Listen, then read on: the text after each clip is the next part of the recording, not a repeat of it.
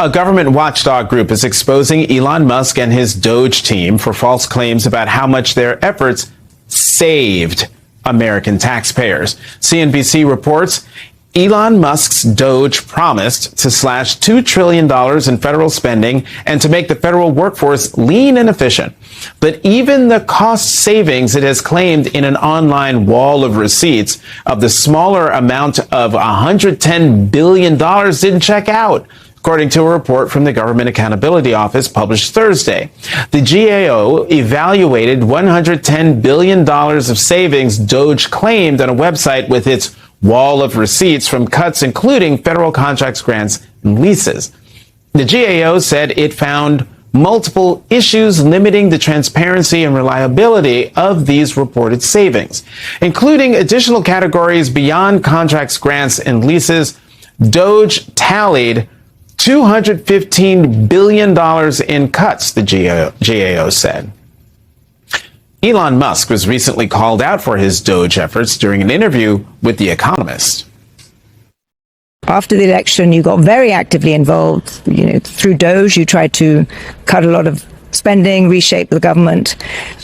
How do you feel that it wasn't hugely successful in the sense that, there wasn't nearly as much spending cut as you tried? How do you, as you look back on that, do you regret getting so involved in politics? Do you think it was a good thing to do? I think I got a little too involved in politics, got carried away, frankly. Carried away seems like a bit of an understatement. Musk literally held up a chainsaw to demonstrate how he was going to cut government. Our next guest, Congressman James Walkinshaw of Virginia, is calling for Elon Musk to be subpoenaed. Congressman Walkinshaw released this statement, quote, "This week's bombshell GAO report shows that Doge fraudulently lied to the American people. Elon Musk promised massive savings. Instead, Doge spent nearly $16 billion paying people not to work and fired essential federal workers the administration is now trying to hire back. Doge claimed hundreds of billions in savings that GAO found were flat out false. Now we know the full truth. Doge was a colossal failure built on fraudulent claims. It was a fraud perpetrated against the American people." Joining us now is Democratic Congressman James Walkinshaw of Virginia. He is a member of the Oversight and Homeland Security Committees and the co-chair of Congressional Federal Workforce Caucus. Congressman Walkinshaw, as always, thank you for coming to The Last Word. What would you say? What would you ask Elon Musk if you could get him under oath? I'd ask him why he and his team lied to the American people about the savings that they did not achieve. I'd also ask them why they fired Ebola experts, why they fired cybersecurity experts, why they released the Social Security database with the Social Security number of every single American to a political advocacy organization. I'd ask them why they broke the law, violated policies. I'd love to ask them all those things. I know Elon Musk loves a good conversation and debate. I hope he'll call Chairman Comer and say that he wants to come before the Oversight Committee and explain these colossal failures and this fraud he perpetrated on the American people. We wouldn't have even found this out weren't for Democrats in Congress. CNBC reports the GAO report was requested last year by Senators Gary Peters and Richard Blumenthal, who are respectively ranking members of the Senate Homeland Security and Governmental Affairs Committee and one of the panel's investigations subcommittee. Congressman, how important will it be for Democrats to gain majorities in the House and Senate so that Congress properly investigate these offenses and others from the Trump administration? It's absolutely critical. And look, it's important not just to look back at this fraud and others that have been perpetrated by this administration, but to prevent the next fraud from being perpetrated against the American people, to prevent the next Doge idea that comes out of the Trump administration from happening. So Democrats being in the majority is absolutely critical to just put the brakes on some of this insanity we're seeing from the administration.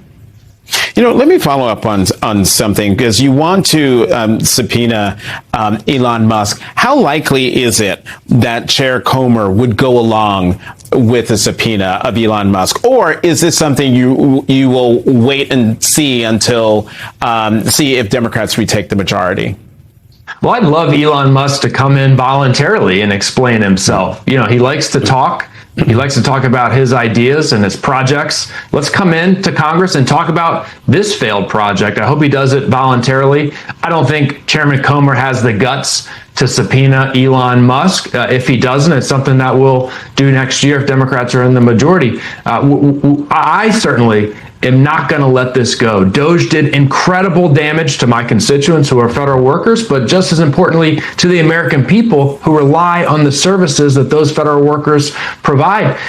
Doge paid federal workers $16 billion not to work. They wanted to go to work and serve the American people. Doge paid them not to work. They threw $16 billion down the toilet, a colossal waste of taxpayer dollars.